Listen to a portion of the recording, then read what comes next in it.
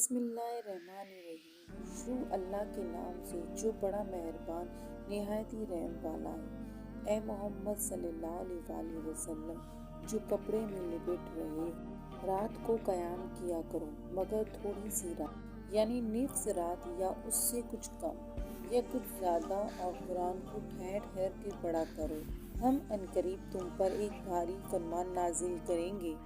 کچھ شک نہیں کہ رات کا اٹھنا نصف یا وہیویں کو سخت پامال کرتا ہے، اور اس وقت ذکر بھی خوب درست ہوتا ہے۔ دن کے وقت تو تمہیں بہت سے شغل ہوتے ہیں، تو اپنے پروردگار کے نام کا ذکر کرو اور ہر طرف سے بے تعلق ہو کر اسی کی طرف توجہ ہو جاؤ۔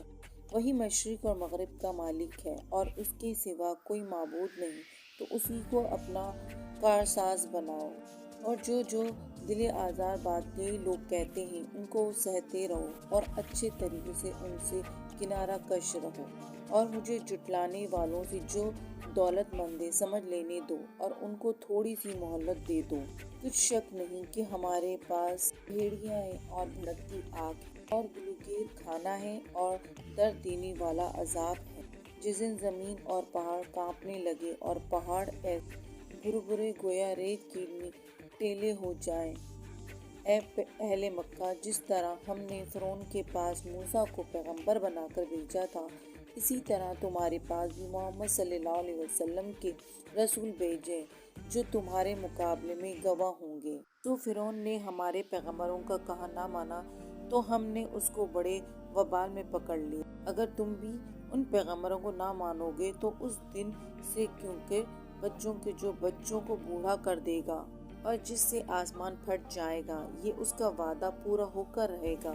یہ قرآن تو نصیحت ہے، سوچو، چاہے اپنے پروردگار تک پہنچنے کا راستہ اختیار کر لو۔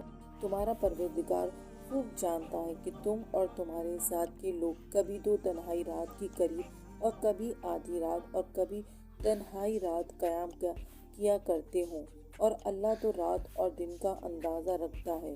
اس نے معلوم کیا کہ تم اس کو نبھا نہ کر سکو گے تو اس نے تم پر مہربانی کی، بس جتنا آسانی سے ہو سکے اتنا قرآن پڑھ لیا کرو۔